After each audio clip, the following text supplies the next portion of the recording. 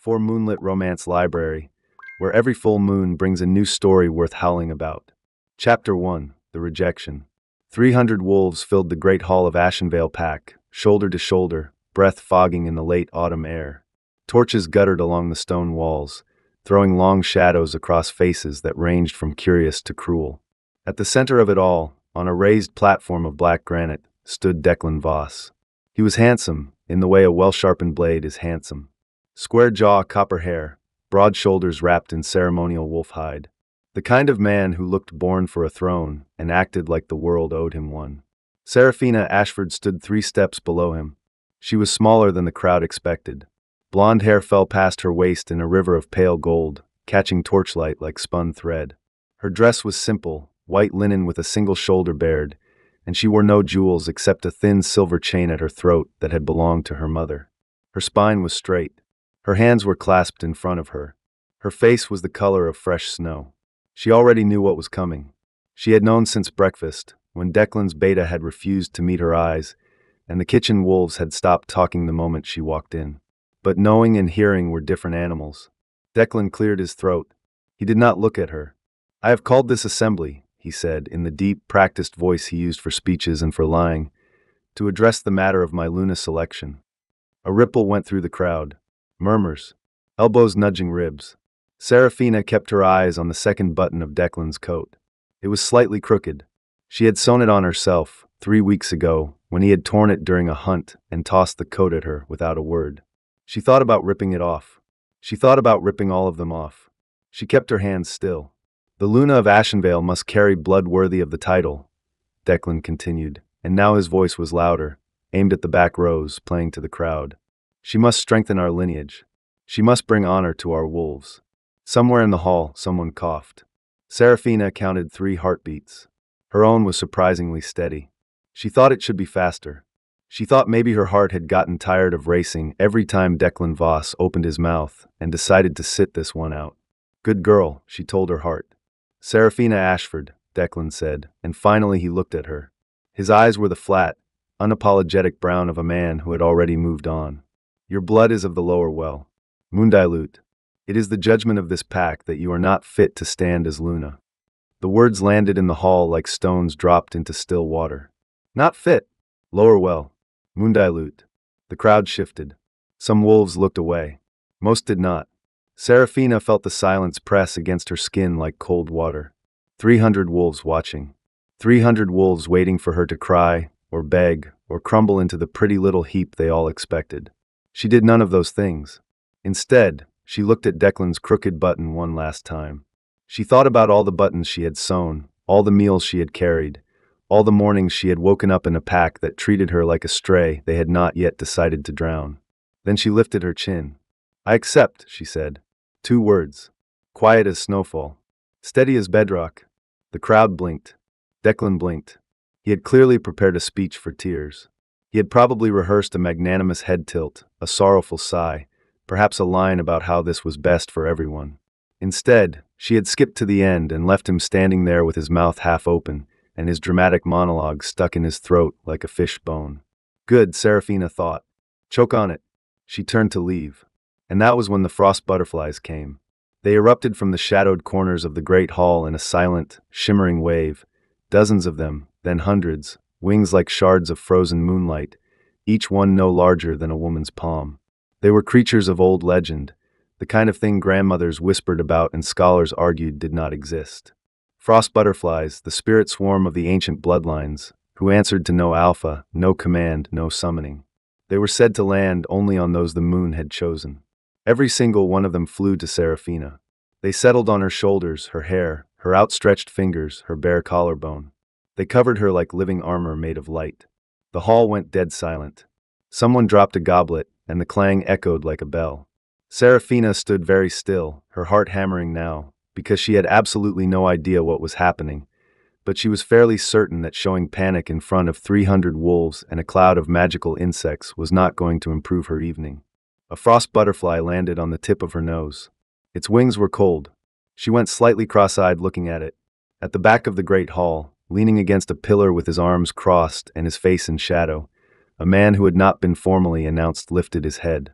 His name was Cale Winterborn, and he was the Alpha King of the Northern Throne, ruler of the Frozen Court, bearer of the Ice Curse, and at this particular moment, deeply annoyed that he had been dragged to this Backwater Pack summit for what was supposed to be a routine territorial review, and was instead turning into a public humiliation of a woman who did not deserve it. He was also the most handsome man in the hall. This was not opinion. This was architectural fact. If God had designed a man to make other men feel personally attacked, it was Cale Winterborn. Jaw like a cliff edge. Black hair pushed back from a face that belonged on a cathedral ceiling. Eyes the color of a frozen lake, pale blue-gray, unsettling. The kind of eyes that made you feel like you had been caught doing something wrong even when you were just standing there. He wore black. He always wore black. His court found this dramatic. He found colors annoying. Inside his chest, behind his ribs, in the place where his wolf had slept for 12 years under a curse that had frozen it to silence, something slammed. Hard, like a fist against a locked door. Cale's hand went to his chest. His expression did not change, because his expression rarely changed, but his breathing hitched once, sharply, and his second in command, a stocky wolf named Brennan, who had the build of a barrel and the temperament of a golden retriever, glanced at him sideways. "Sire?" Cale said nothing. He was staring at the woman covered in frost butterflies. She was staring at the frost butterfly on her nose. The butterfly opened and closed its wings once, like a tiny, freezing applause. In the front row of the crowd, Elder Aldrich, a thin, gray-haired man with the disposition of a vinegar-soaked rag, narrowed his eyes at the frost butterfly display and opened his mouth to speak. A single frost butterfly detached from Seraphina's shoulder, drifted across the hall with the lazy grace of a creature that had all the time in the world, and landed directly on Elder Aldrich's nose. The cold hit instantly. Aldrich sneezed so hard his ceremonial staff clattered to the floor. The butterfly did not move. He sneezed again, and again, and again, each one louder and wetter than the last, until his eyes were streaming and his dignity was in ruins, and the entire left section of the audience was trying very, very hard not to laugh. "Get ACHO, get this, ACHO, off my ACHO." The butterfly sat placidly on his nose, wings pulsing with a faint blue glow, apparently fascinated by his suffering. Seraphina watched this happen. The corner of her mouth twitched. She crushed it. She was not going to smile. She was being publicly rejected and covered in supernatural insects. This was not a smiling situation. The butterfly on Aldrich's nose fluttered once, as if winking at her. She crushed the smile harder. Declan Voss, who had been staring at the frost butterfly display with the expression of a man watching his carefully planned bonfire get rained on, recovered first. "This changes nothing," he said loudly, over Aldrich's sneezing. "Spirit creatures are superstition. The rejection stands." His voice was too firm. Too quick. He was rattled. "Good," Seraphina thought again. Then a voice spoke from the back of the hall. Low. Calm. The kind of calm that does not need volume, because it carries the weight of a glacier. The woman. Every head turned. Cale Winterborn stepped out of the shadows. The torchlight caught his face, and several wolves in the front row physically stepped back, not from fear exactly, but from the sheer overwhelming presence of a man whose wolf was a legend, and whose kingdom was the reason Ashenvale Pack still existed at all. He walked forward, slowly, each step deliberate. The crowd parted like water. He stopped 6 feet from Seraphina. The frost butterflies on her shoulders stirred, their wings catching his reflection in tiny fragments of blue and silver. Cale looked at her. She looked at him. Her first thought was, "Oh no, he is unreasonably attractive." Her second thought was, "That is a deeply unhelpful observation given the circumstances." Her third thought did not fully form because the frost butterfly on her nose chose that moment to crawl down to her lip, and she had to very carefully not inhale it. She puffed a tiny breath sideways to dislodge it. The butterfly tumbled once in the air, righted itself, and landed on her ear instead. Cale watched this happen. Something flickered in his expression. It was not a smile. Cale Winterborn did not smile. But the corners of his eyes softened by approximately 1 degree, which, for him, was equivalent to a standing ovation. "What is your name?" he said. It was not a question. It was a door opening. "Seraphina Ashford." Her voice was steady. She was privately amazed by this, because her knees were doing something unreliable. "Seraphina Ashford," he repeated, and her name in his mouth sounded like something carved in stone. "You are under the protection of the Northern Throne." The hall erupted. Declan lunged forward. "You have no authority to." "I have every authority." Cale did not raise his voice. He did not need to. He turned his head toward Declan with the slow, measured rotation of a predator who had not yet decided whether the thing in front of him was worth the effort of killing. Your pack exists within my territorial grant. Your title exists at my sufferance. And the woman you just rejected in front of 300 witnesses is covered in frost butterflies that have not been seen in this kingdom for 200 years. He paused. So I would choose my next words with great care, Alpha Voss. Declan's mouth opened, closed, opened again. No words came out. It was, Seraphina thought, the most beautiful thing she had ever seen. Cale turned back to her. You will come with me to the northern court. It was not a request. She should have been afraid. She should have been suspicious. A strange king, a frozen throne, a command disguised as an invitation. But she looked at his face, at the hard line of his jaw and the ice-pale eyes and the absolute certainty in them, and she thought, he is the first person in this hall who has not looked at me like I am a problem to be solved. Will I have a choice when we get there? She asked. One beat of silence. Yes, he said. She believed him. She was not entirely sure why. Maybe it was the way he said it, without decoration, without softness, just the word itself, laid down like a stone. Then I will come, she said. The frost butterflies on her shoulders lifted as one and resettled, as if approving. On Elder Aldrich's nose, the lone frost butterfly gave a final pulse of cold. Aldrich sneezed so hard he sat down involuntarily on the stone floor. Nobody helped him up. Chapter 2: The Road North. The Northern Court's traveling party consisted of 12 mounted wolves, a supply wagon, and Brennan, who rode next to Seraphina's borrowed horse and talked enough for all 14 of them. So the court itself is built into the mountain, you see, he was explaining, his round face cheerful despite the biting wind. Carved right out of the glacier. Beautiful, really, if you don't mind everything being extremely cold all the time, which, personally, I don't because I run hot. My mother always said, Brennan, you are a furnace in wolfskin, which is why I was assigned to the king, actually, because someone has to be warm in that castle, and it certainly isn't him. Seraphina listened to this flood of information with something between gratitude and bewilderment. After 3 years in Ashenvale, where the most conversation she received was orders and insults, Brennan's relentless friendliness felt like stepping into sunlight after a long winter. Is he always that? She searched for the word. Quiet. The king? Brennan laughed. Oh, quiet doesn't begin to cover it. I've seen him go 3 full days without speaking. Once, during a council meeting, he communicated an entire military strategy using only his eyebrows. Terrifying and efficient.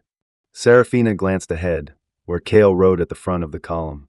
His back was straight, his shoulders rigid, his black cloak streaming behind him like a piece of the night that had gotten lost. He had not spoken to her since the Great Hall. He hasn't told me why, she said. Why he took me under protection. Brennan's cheerful expression shifted into something more careful. The frost butterflies haven't appeared in 2 centuries, my lady. The last time they landed on someone, it was the Moonwell guardian of the Old Kingdom. The one who could hear truth from lies. I don't have that power. Maybe not yet. Brennan shrugged his massive shoulders. But the butterflies seem to think you're worth sticking around for. And the king, well, he lowered his voice. The king has a curse that's been eating him alive for 12 years. His wolf is frozen inside him. Can't shift, can't heal properly, can't feel the moon bond. If there's even a chance that the old blood can break it. He trailed off, looking uncomfortable, as if he had said too much. Seraphina sat with that information in silence for a long moment. So she was not a rescue. She was a potential cure. The disappointment that flickered through her was brief and practical. She had survived 3 years by being useful. At least this time, the person using her had been honest about it. Mostly honest. Honest adjacent. She filed the information away and watched the landscape change around them, rolling green hills giving way to darker forests, then to snow-dusted pines, then to bare, wind-scoured rock as they climbed higher into the northern mountains. The frost butterflies traveled with her. They were not always visible. They seemed to fold into the air itself, disappearing for hours at a time, then reappearing without warning. She would be riding along, thinking about nothing in particular, and suddenly a butterfly would materialize on her horse's mane, or on her gloved hand, or on one memorable occasion inside her hood, where it sat against the back of her neck and made her yelp in a way that was not at all dignified. Brennan found this hilarious. The king's expression did not change. But Seraphina noticed, with the sharp peripheral vision of a woman who had spent 3 years watching for danger, that Kale's head had turned. Just slightly. Just for a moment. Toward the sound of her yelp. And then away. She noticed.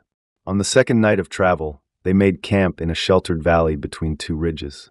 The wolves set up tents with military efficiency, built fires, heated water for broth. Serafina was given a tent near the center of camp, small but private, with a bedroll that smelled like cedar and snow. She was sitting outside it, eating broth from a wooden cup and trying to coax feeling back into her fingers, when a frost butterfly drifted down from the darkness and landed on the rim of her cup. "You'll melt in the steam," she told it. The butterfly tilted its wings at her. In the firelight, she could see it more clearly than she had in the great hall, translucent wings veined with frost patterns that shifted and changed like living snowflakes, a body like a tiny shard of crystal, antennae that curled and uncurled with what she could only describe as personality. "Are you the same one?" she asked. "From my nose." The butterfly crawled along the cup's rim, stopped, and opened its wings wide. "I'm going to take that as a yes." She lifted her finger and held it near the cup's edge. The butterfly considered this offering with the careful deliberation of a creature that had extremely high standards, then walked onto her fingertip with the slow, precise steps of a duchess entering a ballroom.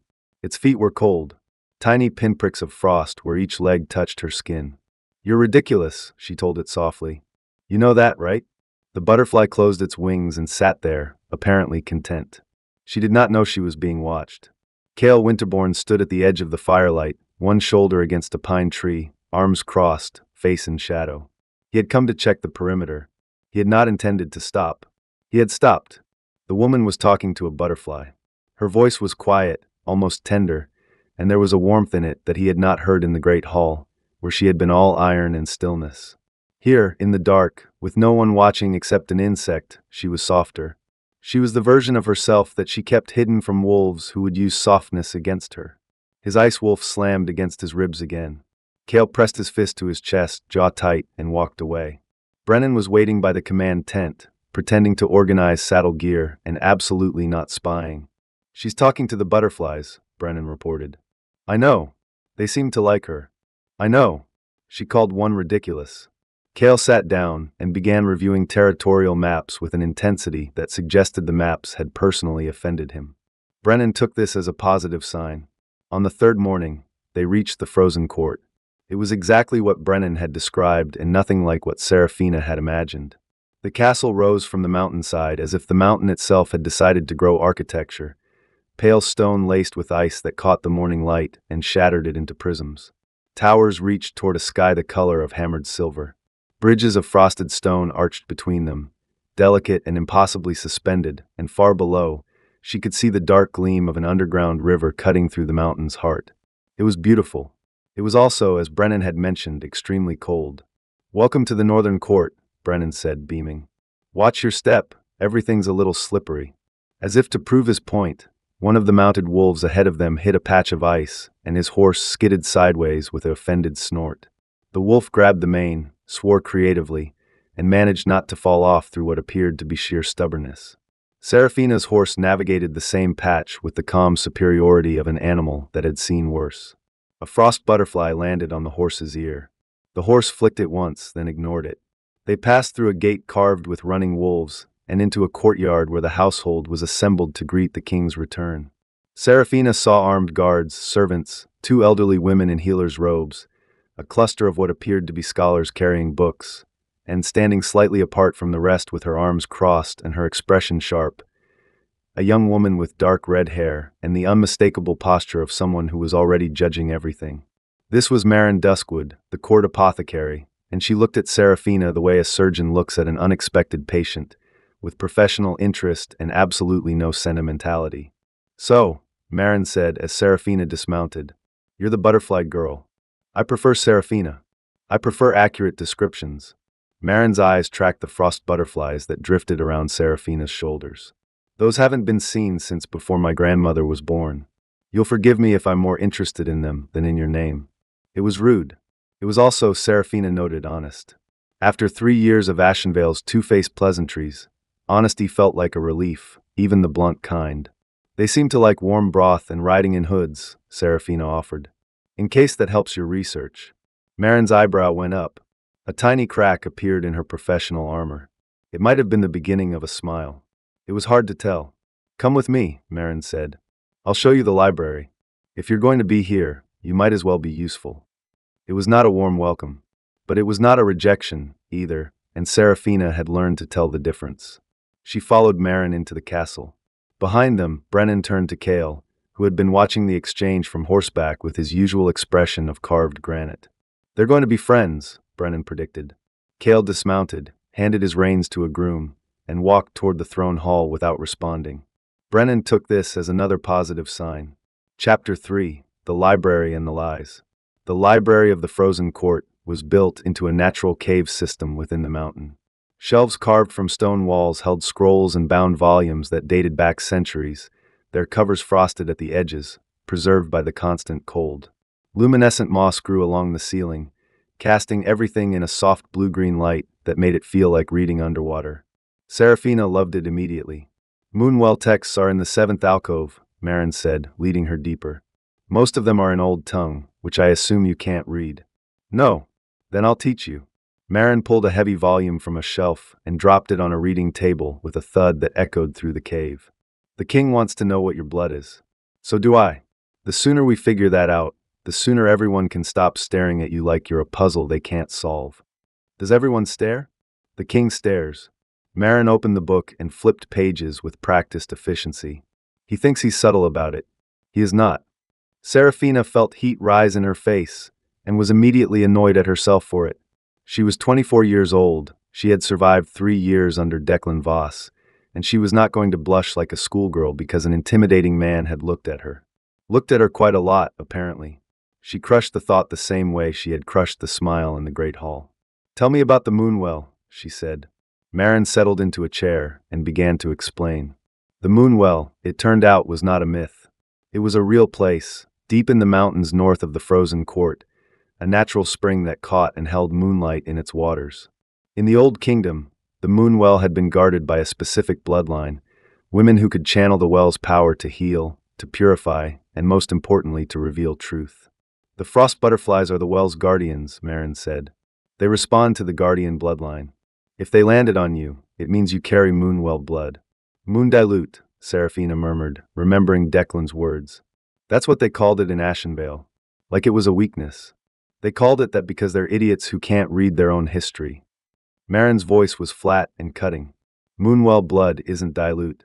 It's rare. There hasn't been a confirmed carrier in over a century. Your old pack was sitting on the only living Moonwell guardian, and they treated her like a servant."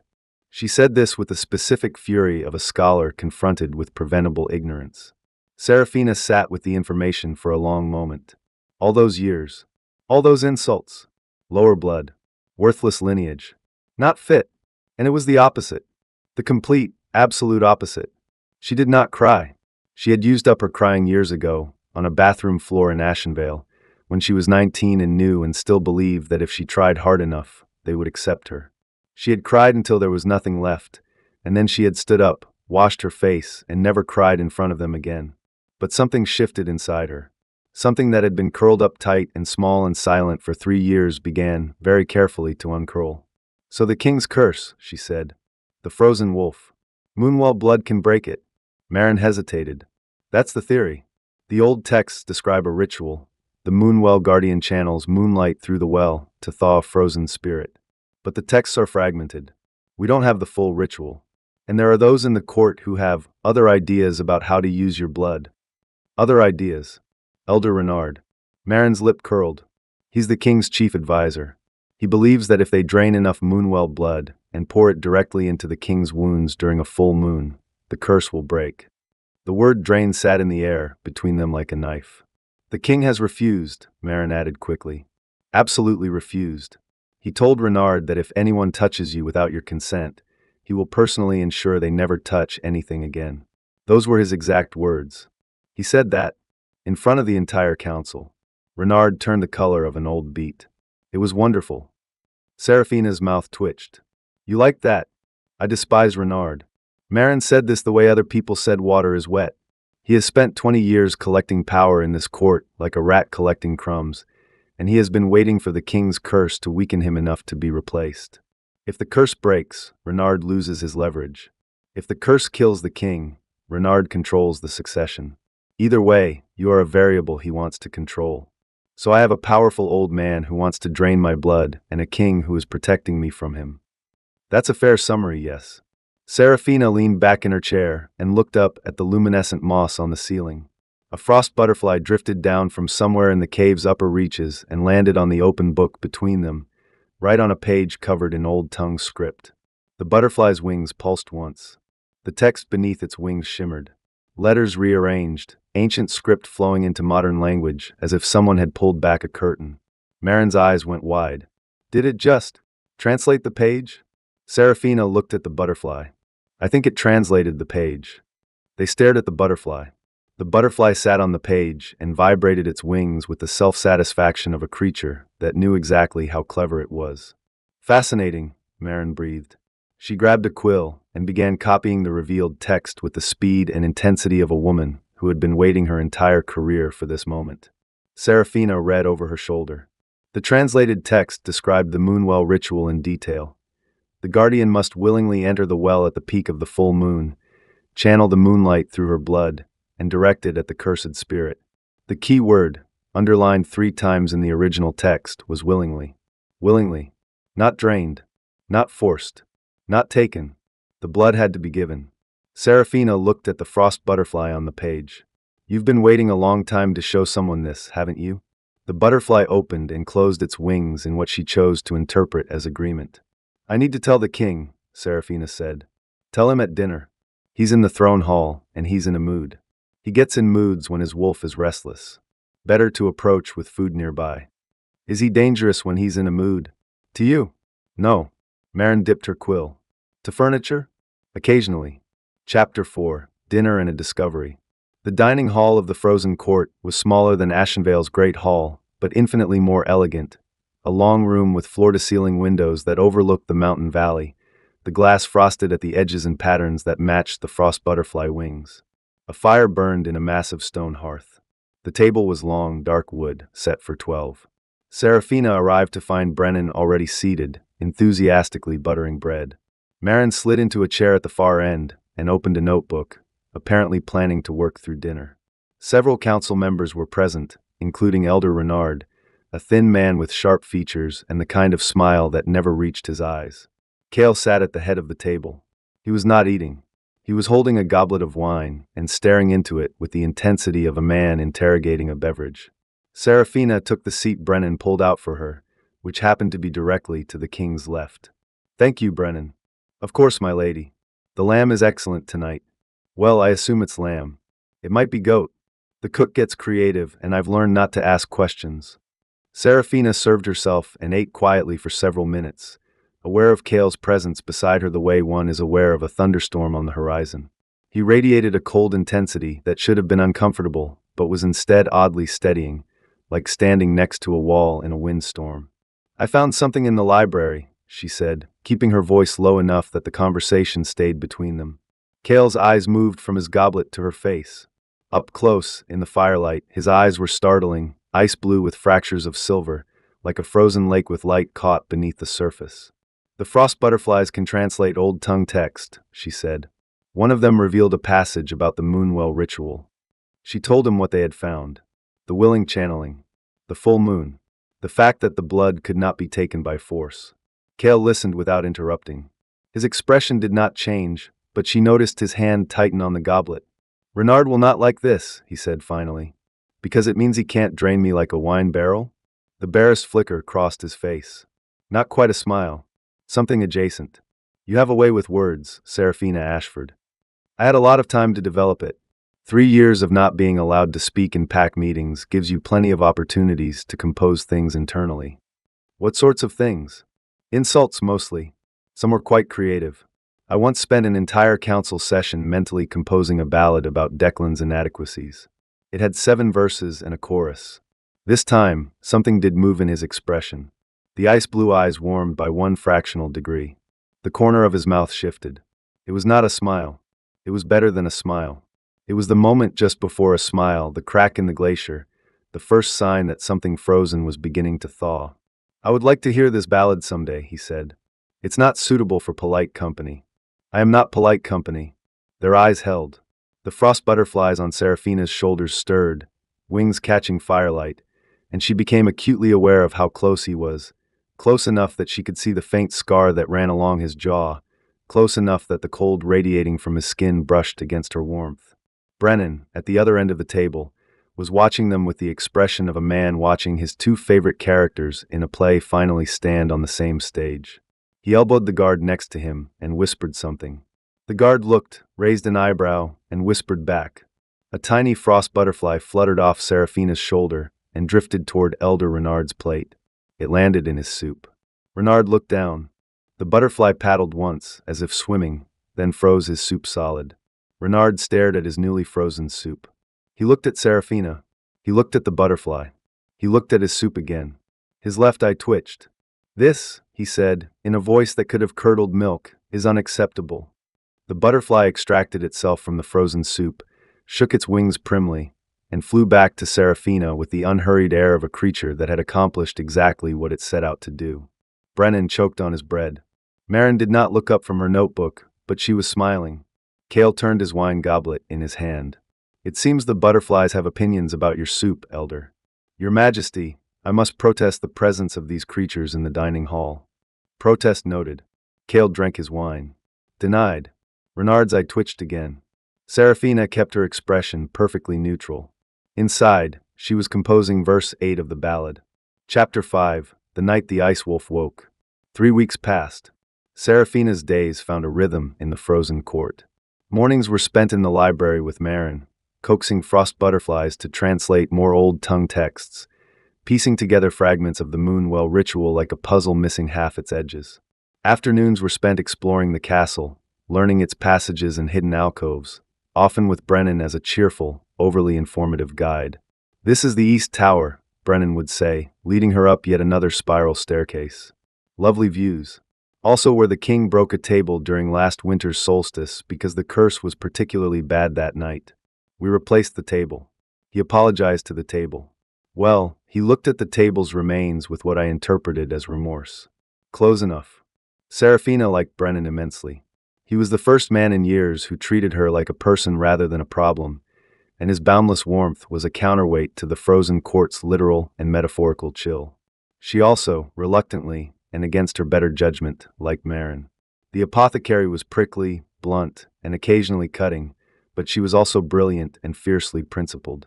On the fourth day, when a court servant had muttered something about Seraphina's low-blood origins within earshot, Marin had turned on the servant with a lecture so precise and devastating about the historical significance of Moonwell bloodlines that the servant had literally backed out of the room. "You didn't have to do that," Seraphina said afterward. "I did it for accuracy, not for you," Marin replied, and then handed her a cup of hot tea with honey, which somewhat undermined the claim. They were becoming friends. Neither of them would have used the word yet, but the shape of it was there. And then there was Cale. Seraphina saw the king daily in the halls, at meals, across the courtyard where he trained with his guards despite the curse's toll on his body. They spoke in fragments, brief exchanges that somehow managed to communicate more than full conversations, as if their words had private meanings layered beneath the surface. "The translated passage mentions moonstone anchors," she told him one evening, passing him in the corridor outside the library. "Show me tomorrow. It's complicated. I'll manage. It involves a diagram. I survived 12 years of a curse that tries to freeze my heart every full moon. I can survive a diagram." She almost smiled. She stopped herself, because she was carrying a stack of books and smiling at Cale Winterbourne, while carrying books in a dark corridor felt like a dangerous combination. He noticed the almost smile. She saw him notice. His eyes tracked the movement of her mouth the way a wolf tracks prey, not predatory exactly, but focused, attentive, unwilling to look away. She walked past him. The frost butterflies on her shoulders left a trail of faint cold light in the dark corridor. She did not look back. She wanted to. The night the ice wolf woke, the moon was full. Seraphina was in her chambers, unable to sleep. The moonlight poured through her window like liquid silver, too bright, too insistent, pulling at something in her blood that she did not yet fully understand. The frost butterflies, usually calm at night, were restless, circling her room in agitated spirals, their wings flashing. She got up, pulled a cloak over her nightgown, opened her door. The castle was quiet. Stone corridors gleamed with reflected moonlight. Her bare feet made no sound on the frost-touched floor. She followed the pull. There was no other word for it, a tug in her chest, in her bloodstream, that drew her downward, through corridors she had explored and corridors she had not, deeper into the mountain, past the library, past the apothecary, past chambers she had never entered. The frost butterflies followed her. More of them now, streaming from alcoves and windowsills, joining the swarm around her until she moved in a cloud of living, luminous cold. She found the moonwell. It was in a chamber at the mountain's heart, a natural cavern with a ceiling lost in darkness. The well itself was a pool of water perfectly still, perfectly clear, glowing from within with a pale, silver light that was not reflected moonlight but something older, something that had been waiting. Seraphina stood at its edge and felt her blood sing. The frost butterflies settled on the water's surface. Where their wings touched, ripples of light spread outward, and the cavern's walls came alive with reflected patterns, ancient script, wolf symbols, moon phases, a history written in light. She was so absorbed that she did not hear Kale until he was already there. He stood at the cavern's entrance, breathing hard, one hand braced against the stone wall. In the moonlight and the well light, she could see what the curse was doing to him. Frost crept along his veins, visible beneath his skin like dark rivers of ice. His eyes were brighter than she had ever seen them, almost white, the blue burned away by the curse's power. His wolf was fighting. She could feel it. Through the well, through the butterflies, through whatever connection her blood had forged with this place, she could feel the ice wolf inside him slamming against its prison, howling silently, desperate, drawn to the well the same way she had been. "You shouldn't be here," he said. His voice was strained. The cold poured off him in visible waves. "Neither should you. I didn't choose to come." "The curse," he stopped. His jaw clenched. The frost on his veins pulsed. "Your wolf brought you. My wolf has been silent for 12 years. Tonight I can feel it. For the first time in 12 years, I can feel it." He looked at her. In his eyes, beneath the curse's white-hot brightness, she saw something raw. Fear. Hope. The terrified, desperate hope of a man who had stopped believing he would ever be whole again. She crossed the chamber without thinking about it. She took his hand. His skin was ice. Actual ice, so cold it burned, and she gasped but did not let go. The frost butterflies swarmed, landing on their joined hands, coating the connection in a layer of shimmering light. And the ice wolf surged. Not fully free. Not yet.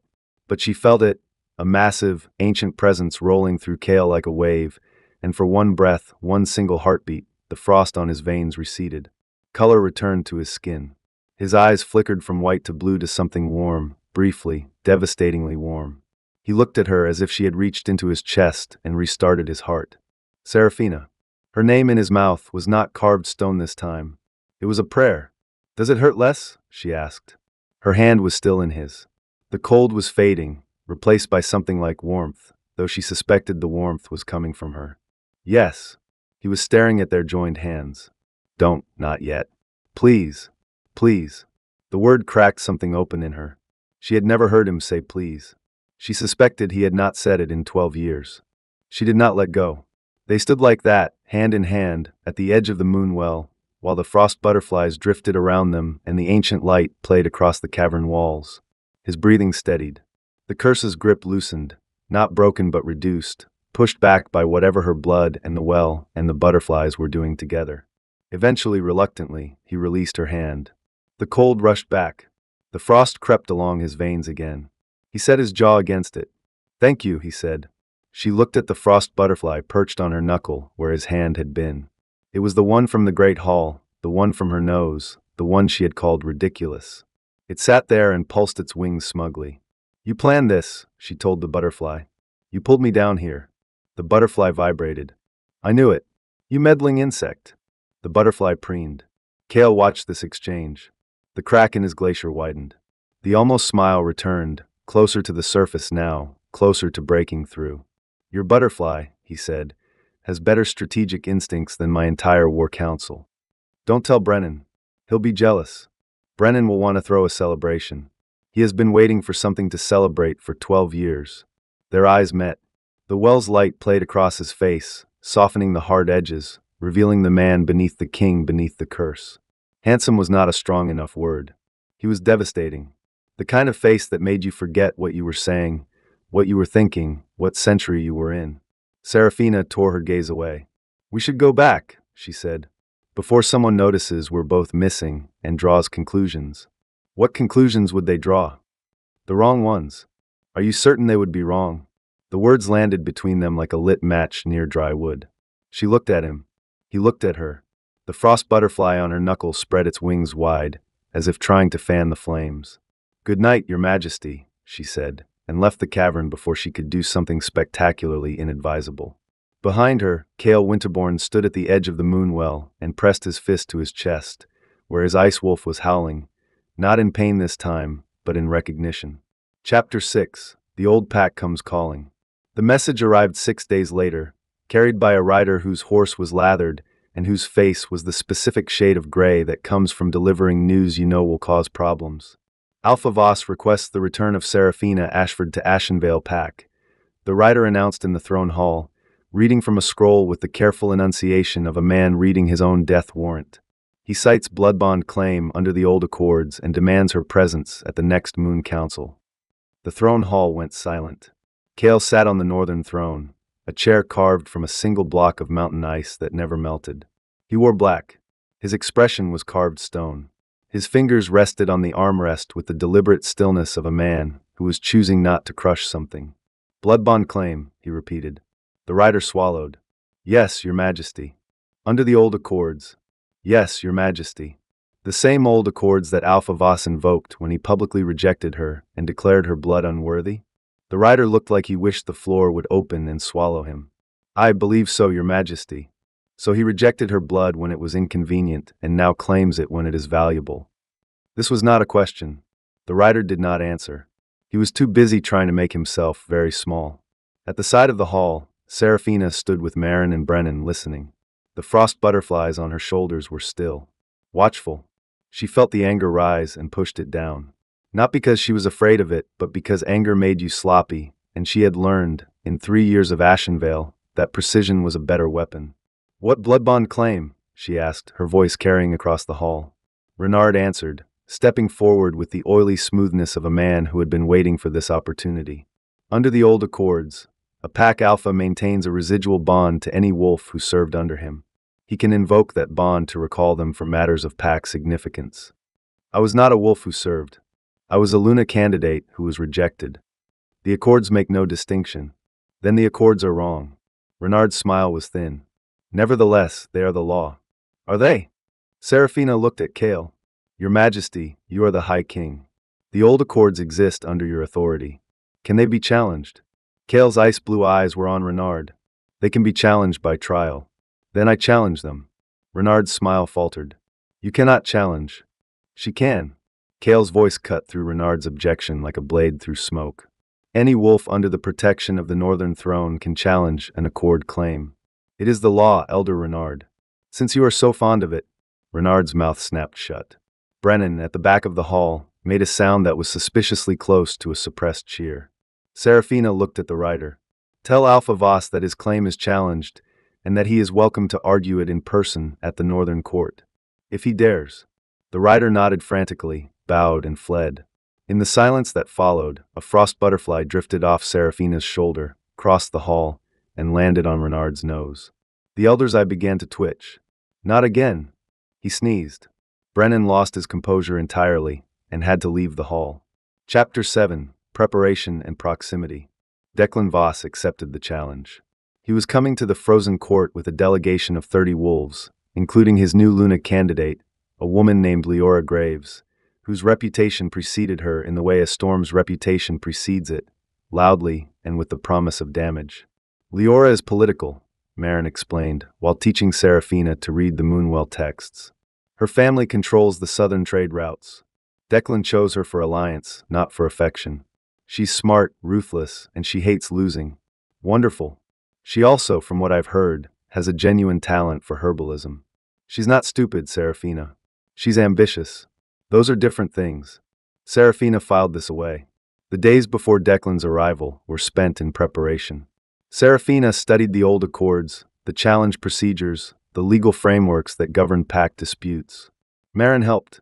Brennan helped by bringing food at regular intervals, and offering moral support in the form of increasingly creative insults directed at Declan Voss. "He's got the strategic mind of a turnip," Brennan declared, setting down a tray of bread and cheese. "I've met turnips with more vision. My mother grew turnips, actually lovely garden, and every single one of those turnips had more emotional intelligence than that copper-haired waste of a perfectly good wolf body." "Brennan," Serafina said, "I appreciate the support. Support is what I do, my lady. Support and bread. The twin pillars of civilization." Cale was harder to read. He attended the preparation sessions, silent and watchful, offering occasional observations that were surgically precise. He reviewed Serafina's understanding of the accords, corrected her once on a procedural point, gently, by his standards, which meant without actually insulting anyone, and spent the rest of the time standing near the window with his arms crossed, radiating cold and something else. The something else was harder to name. It manifested in small ways.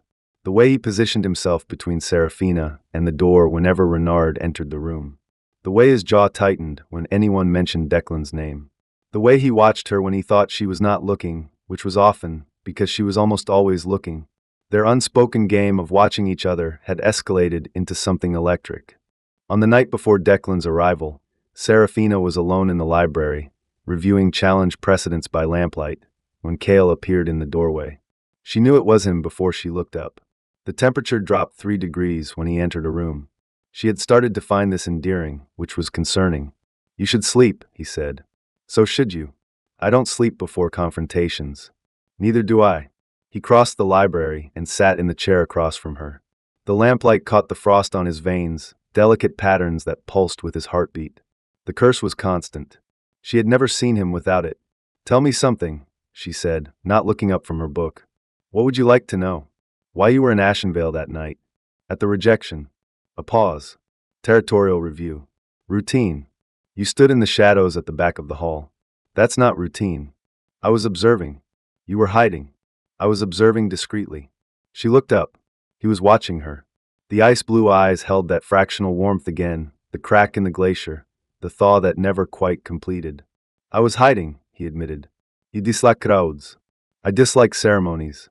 And I particularly dislike watching men humiliate women for the entertainment of their pack." "So you were angry before you saw the butterflies." "I was angry before I saw you." The word "you" landed differently than the word "butterflies." She noticed. He noticed that she noticed. The frost butterfly, her frost butterfly, the ridiculous one, chose this moment to emerge from behind a stack of books, fly across the table, and land directly on Cale's hand. They both looked at it. The butterfly had never landed on Cale before. It had circled him, it had brushed past him, but it had never settled. It sat on the back of his hand now, wings pulsing, and where it touched his skin, the frost in his veins retreated. A small circle of warmth bloomed on his hand, spreading outward, and Cale inhaled sharply. "It doesn't hurt," he said. He sounded surprised. "When they touch me, it doesn't, the cold stops." Serafina reached across the table without thinking and placed her hand over his, covering the butterfly between their palms. Warmth flooded through the connection. The butterfly vibrated between their hands, and for a moment the entire room seemed to pulse with silver light. Cale's breathing changed. She felt his fingers curl, slowly, around hers. "Serafina." "Yes. Tomorrow, when Voss arrives. He will try to take you back." "He can try. He will not succeed." His hand tightened. "I need you to know that. Whatever happens in that challenge, whatever legal argument he makes, whatever the accords say, he will not take you from this court." The possessiveness in his voice should have worried her. After 3 years of being owned, of being claimed and controlled and treated like property, she should have flinched from any man who spoke of her as something to be kept. But this was different. She knew it in her bones. Declan's possessiveness had been about control. Cale's was about fear. The fear of a man who had been alone with his curse for 12 years and had found, for the first time, someone whose touch made the pain stop. "I'm not leaving," she said. "I chose to come here. I choose to stay. Willingly." The word from the Moonwell text hung between them. The butterfly escaped from between their hands, performed a small triumphant loop in the air, and landed on the lamp, where it sat glowing smugly. Cale looked at the butterfly. "Your insect," he said, "is insufferably pleased with itself. She gets that from me." His eyes returned to hers. The almost smile was back, closer than ever. A hair's breadth from breaking the surface. He stood. released her hand. The cold rushed back to his veins. Sleep, Serafina. Tomorrow will be difficult. Tomorrow will be satisfying, she corrected. He paused at the doorway. Yes, he said, and this time the almost smile cracked. It was small, brief, a flash of warmth across a frozen landscape. But it was the most beautiful thing she had ever seen. She was starting to collect a list of most beautiful things, and they were all him. This was a problem. It was a problem she would deal with after she destroyed Declan Voss in a legal challenge. Priorities. Chapter 8, The Challenge. Declan Voss arrived at the frozen court with 30 wolves, a wagon of gifts he clearly considered impressive, and Leora Graves. Leora was not what Serafina had expected. She was tall, dark-haired, and sharp-featured, with the kind of beauty that cut rather than soothed. She entered the great courtyard with her head high and her eyes scanning everything with the rapid, calculating assessment of a woman who was always looking for the exit. She looked at Serafina the way you look at a chess piece you did not expect to find on the board. Serafina looked back and saw something she recognized, the careful posture of a woman standing next to a man who controlled her. Leora's hand was on Declan's arm, but her fingers were tense. Her smile was sharp, but her eyes were watchful. She filed this away too. Declan looked exactly as Serafina remembered. Handsome, confident, completely unaware of how small he looked standing in the courtyard of the frozen court, surrounded by architecture that dwarfed him. He looked at Serafina and his expression flickered, surprise, then something harder, then something that might have been regret or might have been indigestion. Serafina, he said, you look well. I am well, Alpha Voss. He flinched at the formality. Good.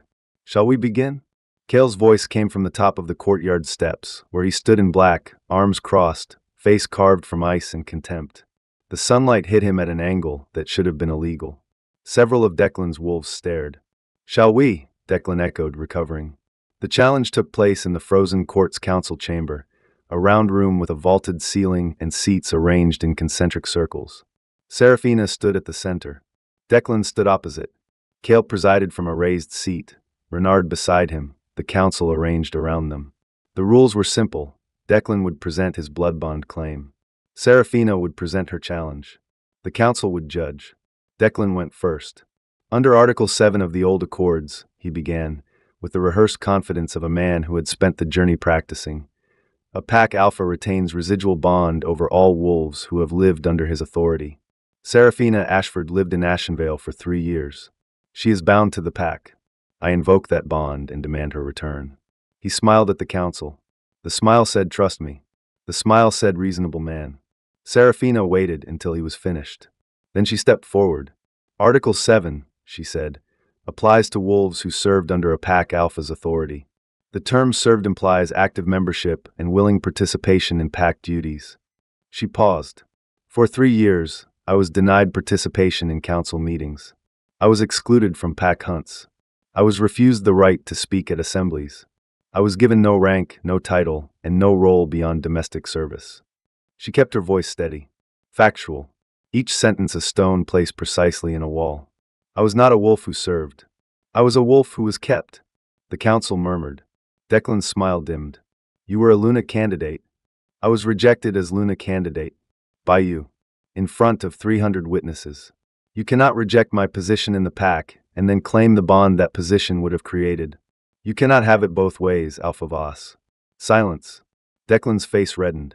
The blood bond exists regardless of position. Does it? Serafina turned to the council. I request that the Frost Butterfly Truth Witness be permitted. Renard went rigid. That is not a recognized legal. It is, Marin said from the gallery, where she had been sitting with her notebook open, apparently waiting for this exact moment. Truth witness by spirit creature is documented in the 4th Amendment of the Old Accords. Article 12, subsection 3. Shall I read it aloud, Elder Renard? She did not wait for an answer. She read it aloud. Renard's eye twitched. Kale gestured his approval. Serafina held out her hand. The frost butterfly, her frost butterfly, landed on her palm. She looked at Declan. Alpha Voss, did you, at any point during my 3 years in Ashenvale, extend to me the rights and protections owed to a member of your pack? The butterfly's wings pulsed. Waiting. Declan hesitated. I provided food and shelter. The butterfly's wings flashed bright blue, and a burst of cold air hit Declan in the face. He stumbled backward, blinking. That, Serafina said, is what happens when you lie near a truth witness. The gallery erupted. Brennan was grinning so hard his face looked like it might split. Marin was writing furiously. Several of Declan's own wolves were exchanging glances. Let me rephrase, Serafina said, and her voice was not loud, but it carried the weight of 3 years of silence. You did not protect me. You did not include me. You did not treat me as a member of your pack. You treated me as a convenience. And when I was no longer convenient, you humiliated me in front of every wolf you controlled. She stepped closer. You called my blood low. You called me unfit. You stood on that platform, and you stripped me of everything in front of 300 people. Her voice dropped. And now you want me back.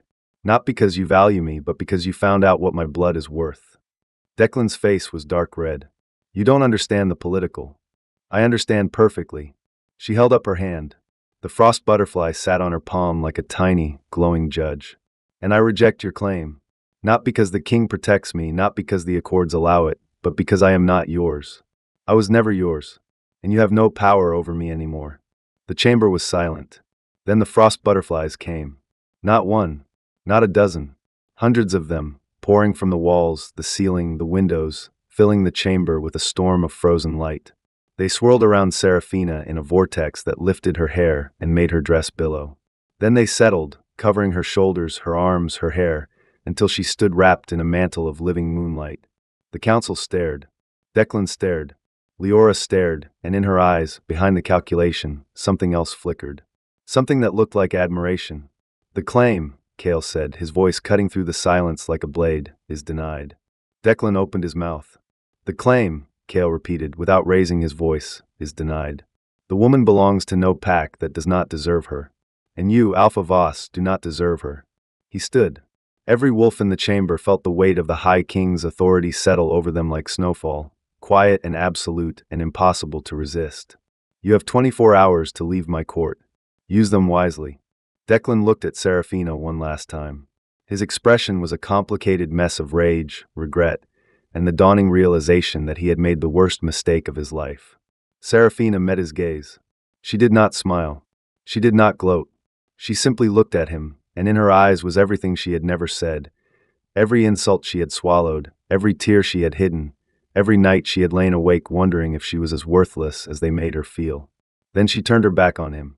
It was, without question, the most satisfying moment of her life. The frost butterfly on her palm vibrated with what she could only describe as vindication. Chapter 9. The Aftermath and the Unexpected Ally. The celebration that evening was Brennan's doing. A feast, he had declared the moment the challenge ended, nearly vibrating with joy. A proper feast with proper food and wine, and possibly dancing, although I should warn you my dancing is enthusiastic rather than skilled. The great hall was lit with 100 lamps. The table was laden with roasted meats, fresh bread, winter fruits, and a cake that the cook had somehow produced in 3 hours. Frost butterflies drifted among the rafters, their light mixing with the lamplight to create something magical. Serafina sat in the seat of honor, to the king's left. She wore a blue dress that Marin had appeared with that afternoon without explanation. It was in storage, Marin had said gruffly. It suits your coloring. Don't read into it.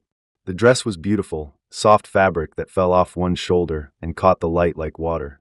A silver chain with a small moonstone sat at her throat, a gift from the library archives that the frost butterflies had led her to earlier that week. She felt, for the first time in years, beautiful. Cale noticed. He was not subtle about it. The man who communicated military strategies with his eyebrows spent the entire first course staring at her with an intensity that made Brennan kick him under the table twice. You're staring, sire. I'm observing. You're staring. Brennan. Staring. Cale reached for his wine. The tips of his ears, barely visible beneath his dark hair, were slightly pink. Serafina pretended not to see this. Her own ears were also doing traitorous things. Midway through the feast, a knock came at the hall's side door. Brennan opened it. Leora Graves stood in the corridor alone, without Declan's delegation, her dark hair loose and her sharp face uncertain for the first time since she had arrived. I want to speak with Serafina, she said. The hall went quiet. Serafina stood. Let her in. Leora entered, back straight, chin high, but her eyes darted to the frost butterflies with a nervousness that she was clearly fighting to hide.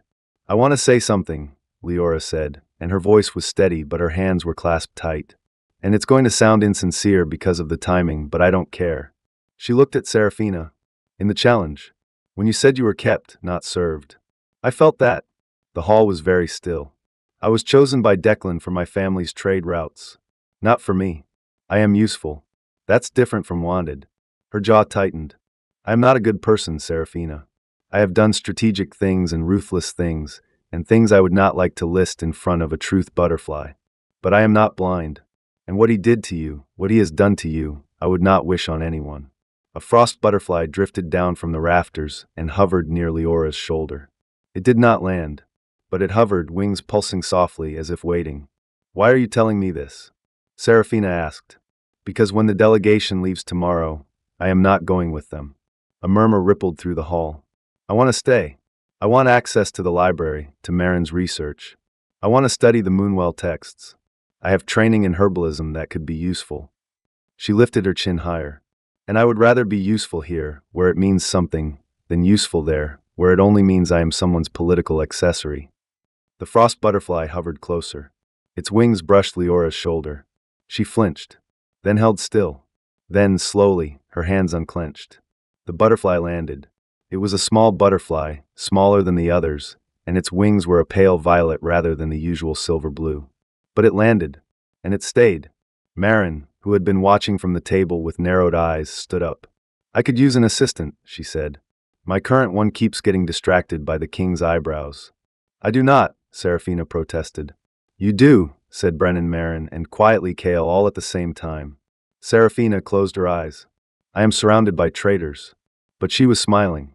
Leora was watching the frost butterfly on her shoulder. Her expression was complicated, layered, the face of a woman who had expected to be turned away and was instead being offered something she did not know how to hold. Welcome to the frozen court, Serafina said. Leora looked at her. For a moment, the sharpness fell away, and underneath was someone younger, someone tired, someone who had been playing a game she never wanted to enter. Thank you, she said. It was the most honest thing she had said since arriving. The frost butterfly on her shoulder pulsed warmly. Chapter 10, The Elder's Gambit. Renard moved 3 nights later.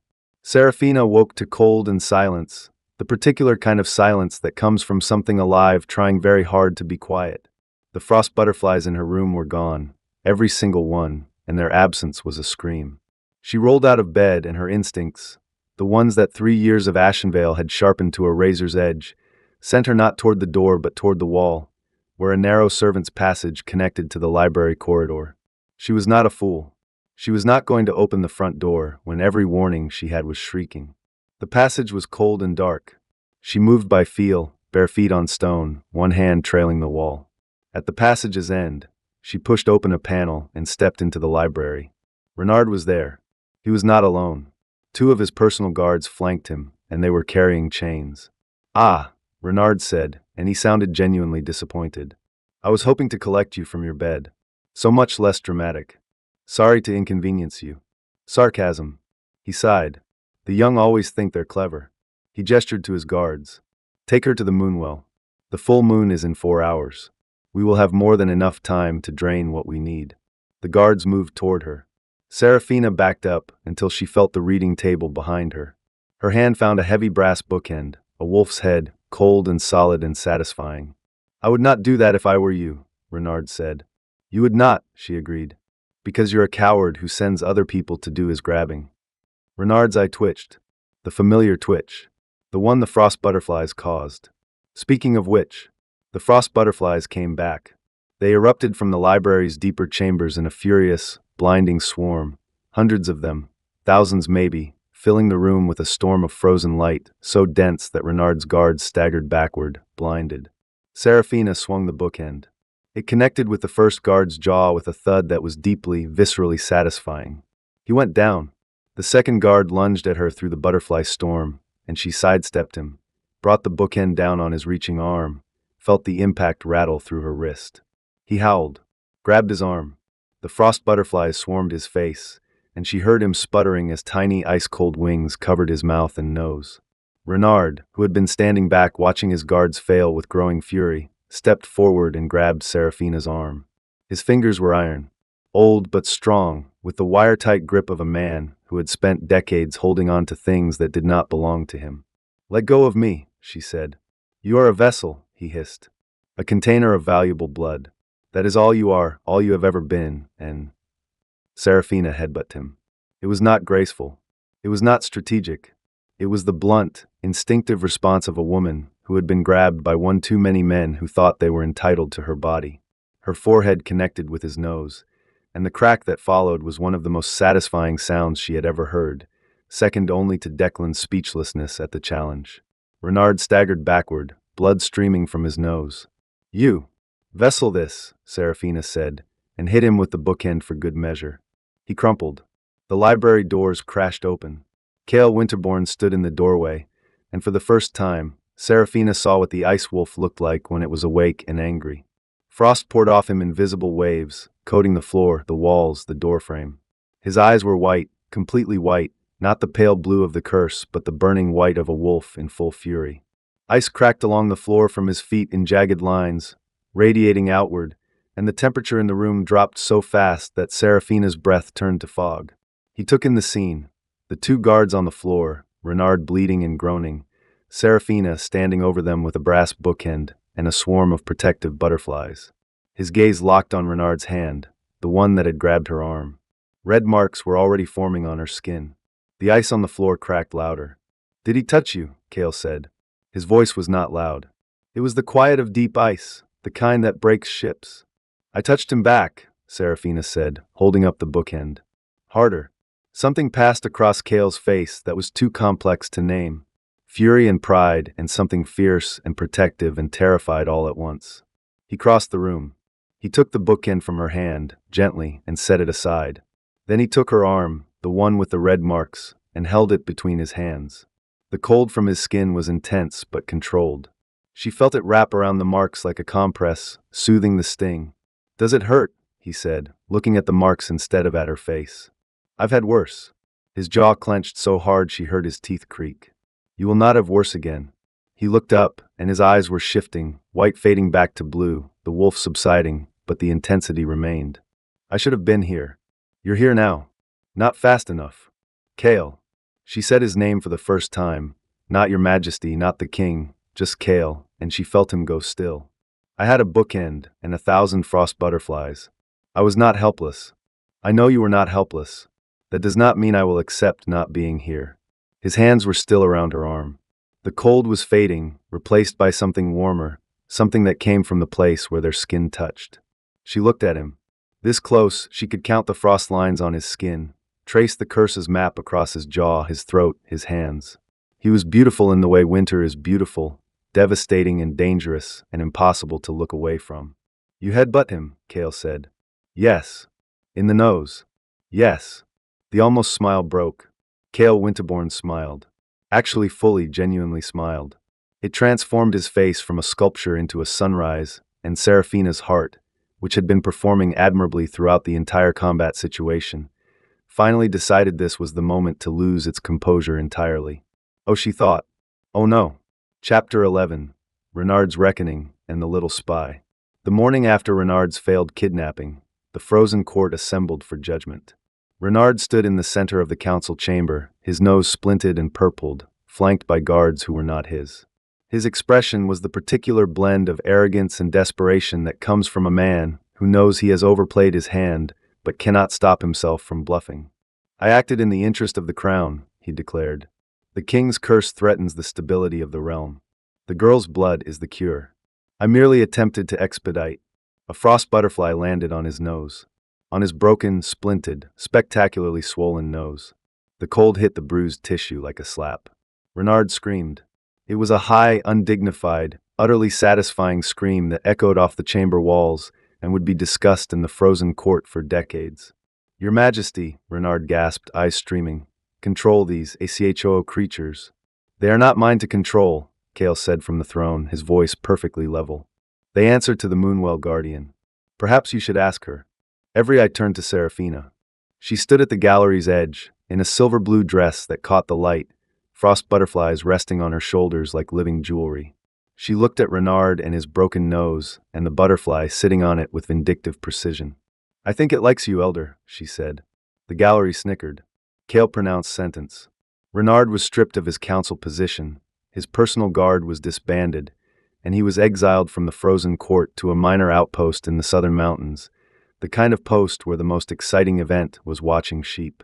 You will have adequate food, shelter, and a single servant, Kale said, and no access to any Moonwell text, artifact, or person for the remainder of your natural life. You can't. I can. I am the king, and you attempted to drain the blood of a woman under my protection. He stood. The ice on the floor cracked.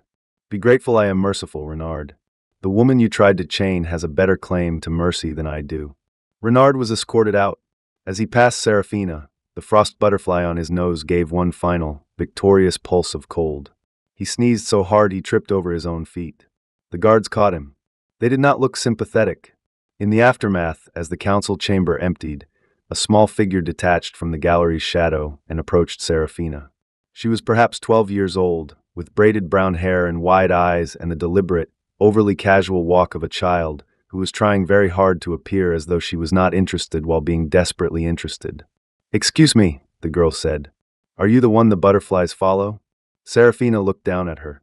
"I am. I'm Ren Thornfield. I'm a court ward." She said this with the defiant chin lift of a child who expected judgment and was bracing against it. "My parents died in the border wars. The king took me in. That was kind of him. He gave me a room and books and sword lessons. He doesn't talk to me much. He doesn't talk to anyone much." She paused. "But he always remembers my birthday. He sent Brennan once with a cake. Brennan ate half of it before it arrived. He was very sorry." Seraphina smiled, a real smile, warm and unreserved. "That sounds like Brennan." Ren relaxed fractionally. "Can I see them? The butterflies?"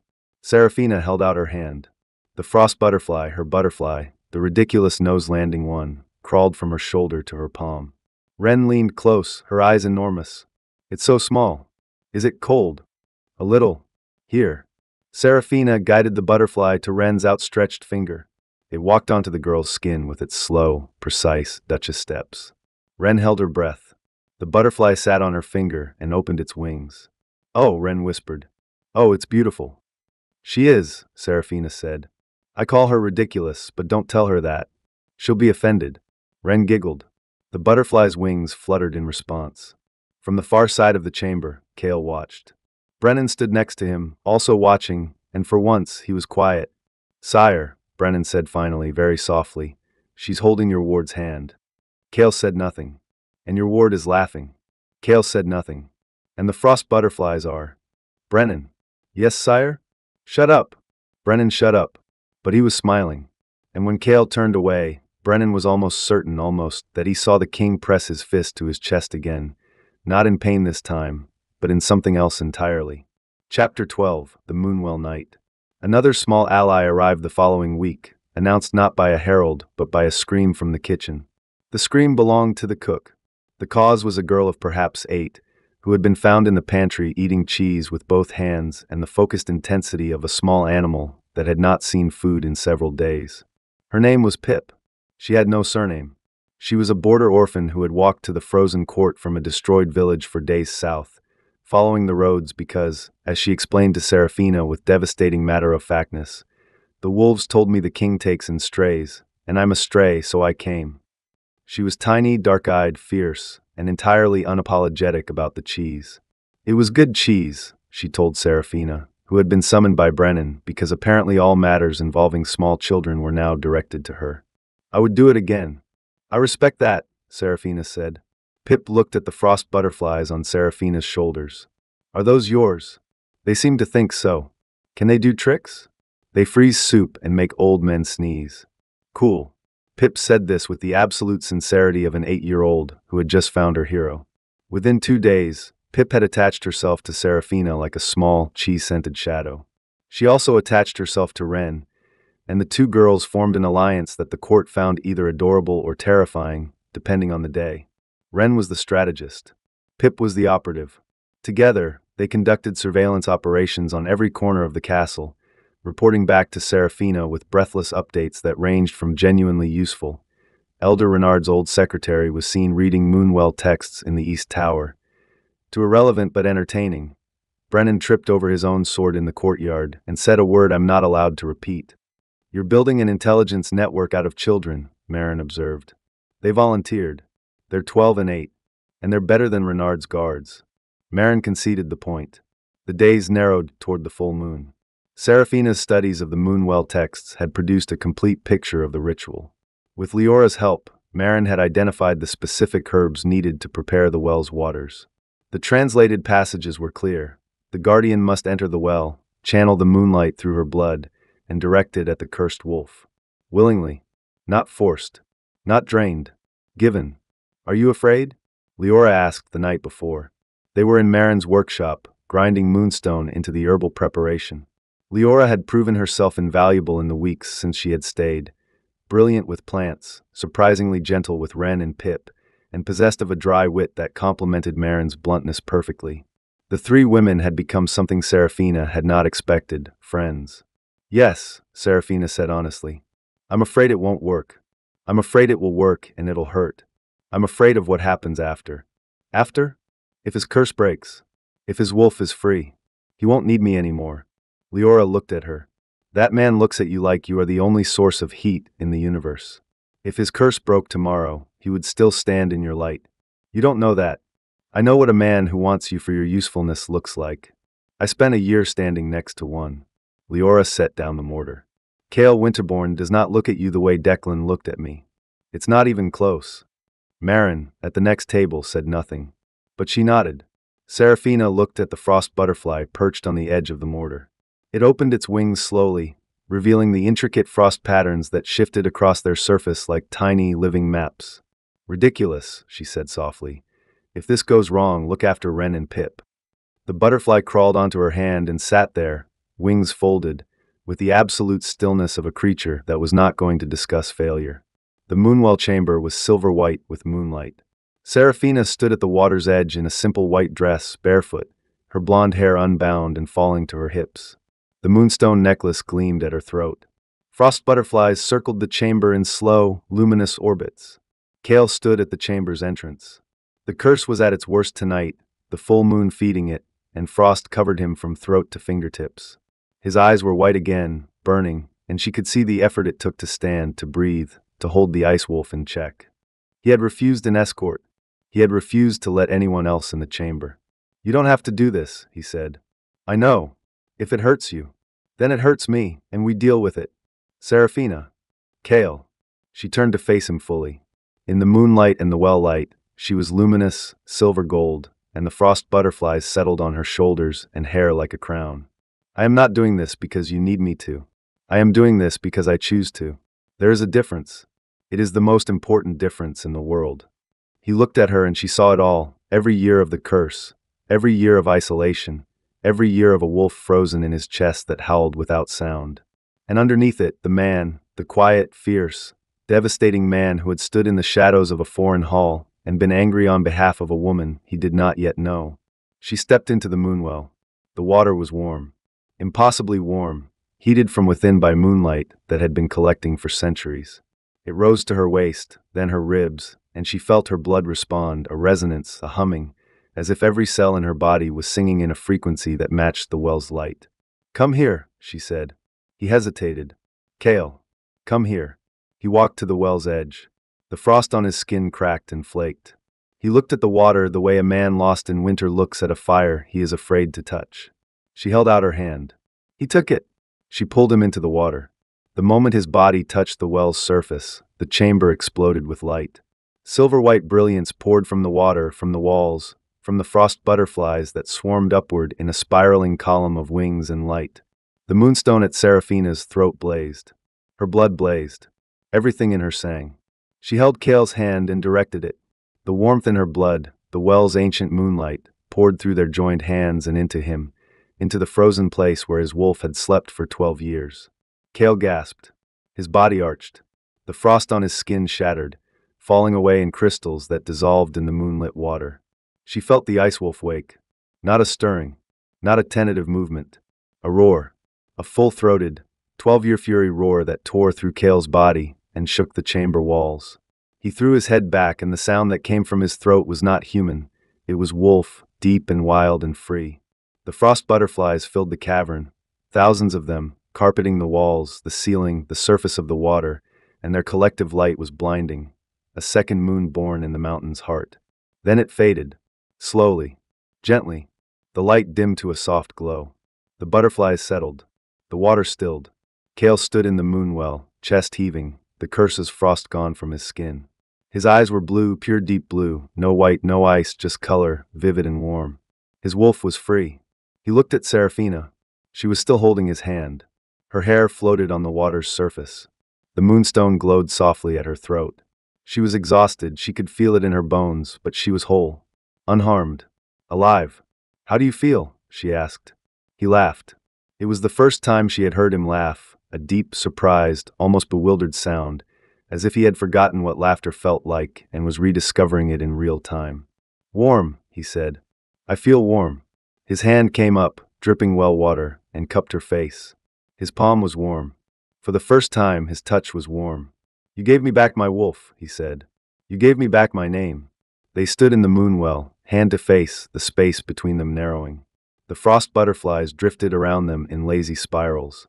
The water glowed. The world outside the cavern ceased to exist. He kissed her, or she kissed him.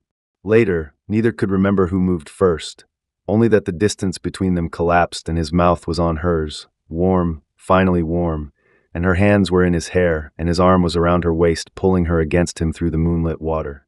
The frost butterfly, the ridiculous one, landed on top of Kale's head. He did not notice. Seraphina noticed, dimly, through the haze of being kissed by a man who kissed like he was trying to memorize her, and the absurdity of a butterfly perched on the head of the most powerful king in the realm, while he kissed a woman in a magic puddle, made her smile against his mouth. "What?" he murmured. "You have a butterfly on your head." "I don't care. It's preening."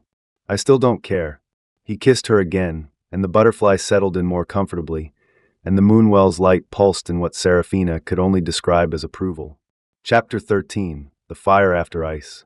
Morning light poured through the frozen court's windows, and for the first time in 12 years, the ice on the glass began to melt. The court noticed. Everyone noticed. Brennan burst into the great hall at breakfast, radiant, carrying a plate of toast he had apparently forgotten he was holding. "The ice is melting on the East Tower." The East Tower. It hasn't been above freezing on the East Tower since the curse began. "The gardens are going to come back." "The gardens, sire." Kale sat at the head of the breakfast table. He looked different. Not dramatically, he was still handsome enough to make furniture feel inadequate, still wearing black, still possessed of a jawline that could be classified as a weapon. But the frost lines were gone from his skin. His eyes were blue-warm. And there was a looseness to him, a settled quality, like a man who had been holding his breath for 12 years and finally exhaled. "Brennan," he said, "sit down." "But the gardens will still be there after breakfast." Brennan sat. He was still holding the toast. He looked at the toast, seemed surprised by it, and began eating it with the enthusiasm of a man celebrating a personal holiday. Seraphina entered the hall, and the room went quiet. Not silent. Quiet. The kind of quiet that comes from people trying to look like they are not paying attention, while paying absolute attention. She wore a white dress with a blue sash, one shoulder bare, the moonstone at her throat.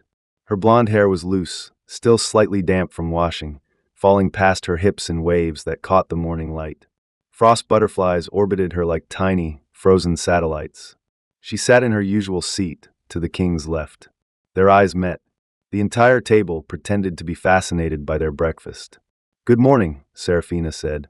"Good morning," Kale said. A frost butterfly landed on the butter dish between them, as if claiming neutral territory. Wren, seated further down the table, leaned over to Pip and whispered loudly, "They're doing it again." "Doing what?" "The eyes thing." "Oh." Pip looked. "Yeah, that's pretty obvious." "We are not doing an eyes thing," Seraphina said. "You absolutely are," Marin said without looking up from her notebook. "Confirmed," Brennan said through a mouthful of toast. Kale picked up his goblet and drank in the dignified manner of a man who was choosing not to engage with his entire court conspiring against him. But under the table, his knee pressed against Seraphina's. She pressed back. The frost butterfly on the butter dish vibrated smugly. Chapter 14. The Return of the Wolf. The news of Kale's curse-breaking spread across the 5 kingdoms like wildfire. This brought 2 things: delegations of congratulations and Declan Voss. Declan returned to the frozen court uninvited, without Leora, without a delegation, with nothing but a single horse and the expression of a man who had spent 3 months watching his life dismantle and had finally arrived at the regret stage. He requested an audience. Cale denied it. He requested to see Serafina. Cale denied it with a tone that made the walls frost over, briefly, before he caught himself and let them thaw. "Old habits," he muttered, looking at the frost on the doorframe. Serafina touched his arm. "I'll see him." "Why?" "Because I want to. Because there are things I didn't say, and I've learned that unsaid things grow teeth." He looked at her. She saw the war in his face, the wolf that wanted to step between her and anything that had ever hurt her fighting with the man who respected her right to choose. "I will be in the next room," he said. "You will be in the courtyard." "The corridor." "The courtyard, Cale." "The corridor with the door open." "The courtyard with the window open." He glared at her. She glared back. The frost butterfly landed on his shoulder and fluttered its wings at Serafina, apparently siding with the king. "Traitor," she told the butterfly. The butterfly did not move. "Fine. The corridor. But the door stays closed." "Partially open." She sighed. "Partially open." He kissed her forehead, brief and firm, the gesture of a man who was marking his territory and pretending it was tenderness. Then he left. The frost butterfly stayed on his shoulder. It went with him. She was on her own for this one. Declan looked terrible. Not physically. He was still handsome, copper-haired, broad-shouldered, all the things that had made 19-year-old Serafina's heart race and 24-year-old Serafina's stomach turn. But there was a thinness to him now, a fraying at the edges, like a flag that had been left in the wind too long. He stood in the center of the small audience chamber and looked at her the way a man looks at a meal he threw away before he realized he was hungry. "You look different," he said. "I look like someone who isn't being starved of basic respect." He flinched. "Soha?"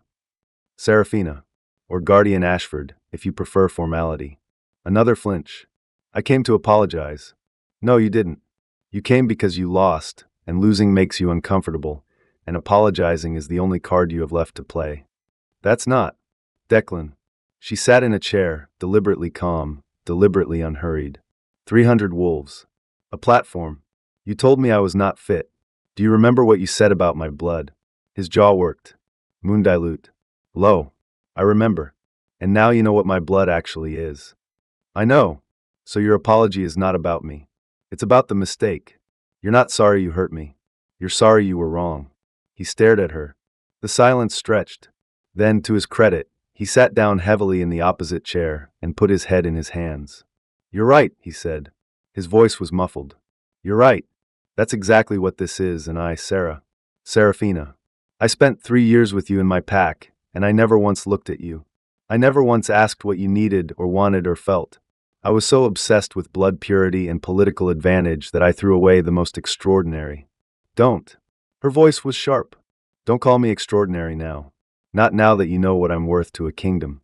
I was extraordinary when I was sewing your buttons and eating alone in the kitchen. I was extraordinary when I was invisible to you. The fact that you couldn't see it is not a revelation. It's a confession." He looked up. His eyes were red. "You're right," he said again. "You are completely right, and I have no defense." She studied him, the bowed head, the clenched hands, the genuine misery in his face. He was pathetic, and he was sincere, and he was 3 years too late. "Go home, Declan." Go home. Release Leora from whatever bond you've claimed over her. She deserves better, and you know it. Go home and be the alpha your pack needs you to be. Learn to see the people in front of you. That's my advice. It's free. It's the last thing I will ever give you." She stood. He stood. For a moment, they faced each other across the small room, the woman who had been rejected and the man who had rejected her, and the distance between them was not measured in feet, but in choices. "Goodbye, Declan." She walked to the door. "Serafina." She paused. "He's a good man," Declan said. "The king. I can see it. He's a good man." She opened the door. Cale was in the corridor, leaning against the wall with his arms crossed, and his expression carefully neutral and a frost butterfly on each shoulder. She looked at him, at the frost butterflies, at the carefully neutral expression that did not quite hide the relief in his eyes. "You were listening," she said. "The door was partially open. You were listening through a partially open door. Observing. Auditorially. She looked at him for a long moment. Then she walked up to him, took his face in her hands, and kissed him in the corridor, in full view of Declan Voss, who was standing in the doorway behind her watching the woman he had thrown away kiss the king who had caught her. The frost butterflies on Cale's shoulders lifted off, spiraled around the kissing couple once, and settled again. Declan Voss left the frozen court that afternoon. He rode south alone. At the gate, he passed Brennan, who was supervising the guard rotation. "Safe travels, Alpha Voss," Brennan said, with a cheerfulness that was almost sincere. Declan nodded. "Oh, and Alpha Voss?" Declan turned. Brennan smiled. "She was always too good for you. I just thought someone should say it out loud." Declan rode away. He did not look back. Chapter 15, The Frost Butterfly Ball. It was Brennan's idea. A celebration, he insisted, for the 7th time in 3 days. A proper one. The curse is broken. The well is restored. The king can actually smile now, which, frankly, is a miracle that deserves its own holiday. "We need a ball." "We are not having a ball," Cale said. "We are absolutely having a ball." "Brennan." "Sire, you danced with a woman in a magic puddle under the moonlight. You have already had a ball. This one just has better food." Cale opened his mouth, closed it, looked at Serafina, who was failing to suppress a smile. "Did he just call the Moonwell ritual a ball?" Cale said. "I believe he called it dancing in a magic puddle." "He's not wrong," Marin said from behind her notebook. They had the ball. The great hall was transformed. Leora and Marin handled the decorations, combining Leora's eye for beauty with Marin's insistence on accuracy, resulting in arrangements of winter flowers and moonstone crystals that were both stunning and botanically correct. Wren and Pip were assigned as official butterfly wranglers, a title they had invented and lobbied for aggressively. Their job was to ensure the frost butterflies stayed out of the food, a task at which they were moderately successful. "Pip, there's one in the pudding." "I see it. I see it. Come here, you little..." "Got it. That's not the same one. That's a new one. There are more." Serafina wore a dress of deep blue that fell off one shoulder and trailed behind her like liquid moonlight. Her blonde hair was braided with tiny moonstones that Wren had painstakingly threaded in that afternoon, a process that had taken 2 hours and involved much debate between Wren and Pip about the correct moonstone-to-braid ratio.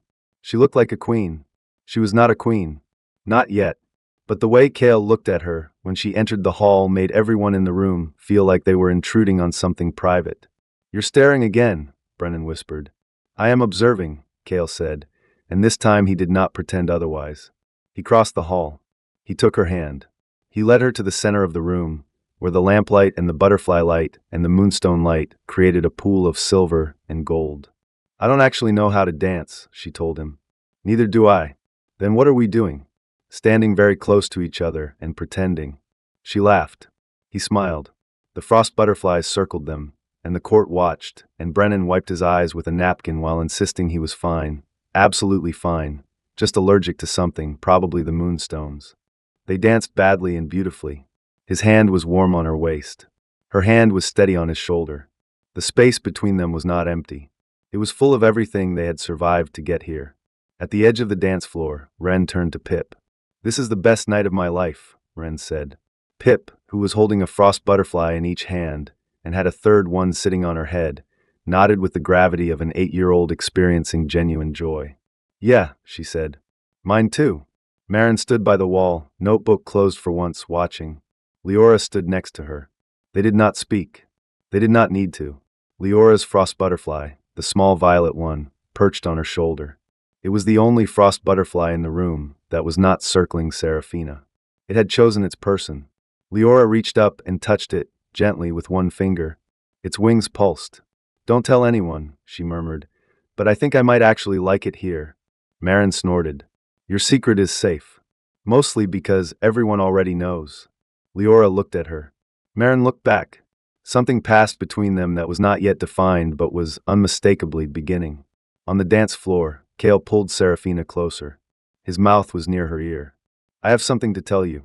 You're going to tell me I'm extraordinary." "No. You already know that." He pulled back enough to look at her face. "I am going to tell you that the Northern Throne requires a queen." Her heart stopped.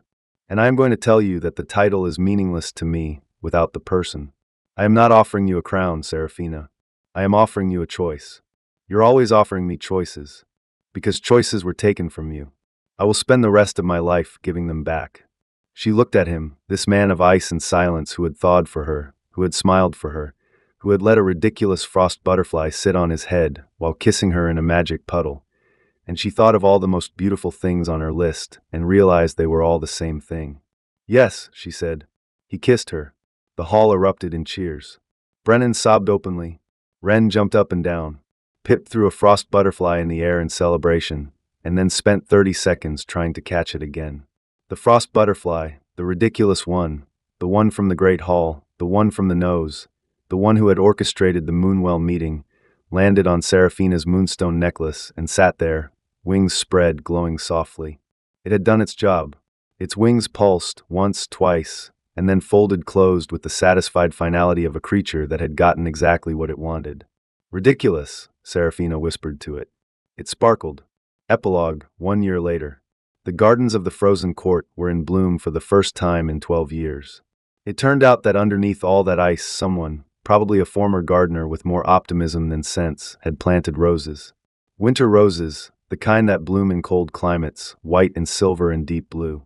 They had survived 12 years of frozen soil and had erupted into life the moment the curse broke, as if they had been waiting.